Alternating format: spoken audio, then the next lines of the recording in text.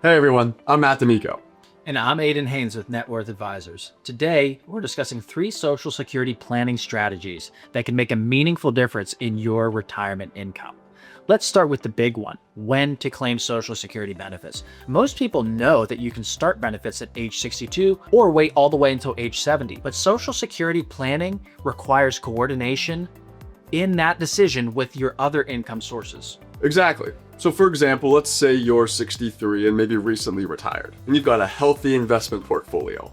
So instead of claiming early and locking in that reduced benefit, you might draw from your portfolio for a few years and delay taking Social Security. Because for every year you delay, your benefit grows. That is an assured increase, something that's hard to replicate elsewhere without taking on risk. We recently, worked with a couple where the higher earner actually delayed their benefit until age 70.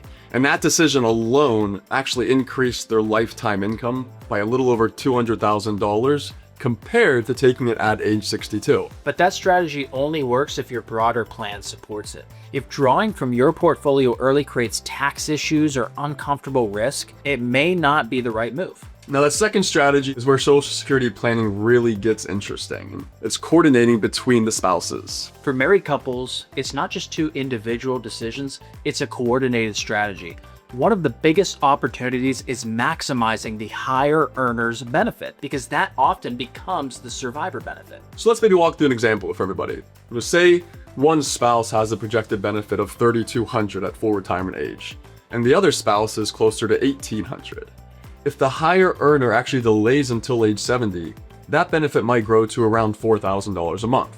And if that higher earner passes away first, the surviving spouse steps into that larger benefit. Now, on the flip side, the lower earner might claim earlier to bring income into the household, while the higher benefit continues to grow over time. That kind of coordination is where we see some of the biggest gains from thoughtful Social Security planning, especially for couples that are in their late 50s and early 60s who still have flexibility.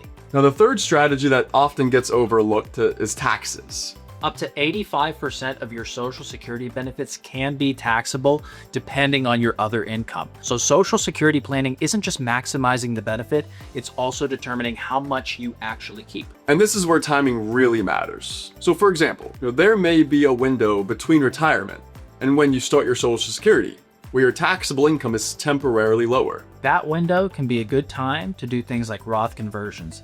Essentially, you're moving money from tax-deferred accounts into tax-free accounts at a lower tax rate. And then later, when Social Security does kick in, you have more flexibility. So for example, you can pull some of the money from those Roth accounts instead of increasing your taxable income, which then in turn can cause more of your Social Security to be taxable. Now, this is just one of many strategies, but we've seen it help reduce lifetime tax liability significantly, especially for clients who've built up large retirement accounts.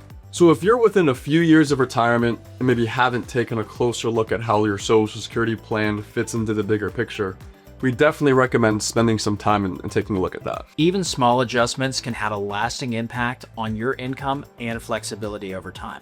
Whether you run the numbers yourself or sit down with someone you trust, having a clear strategy in place can make these decisions a lot more straightforward. When you're ready to schedule a conversation, call us at 724-746-3585 or email schedule@networthadvisorsllc.com. Thanks for watching, and if you like this content, don't forget to like and subscribe.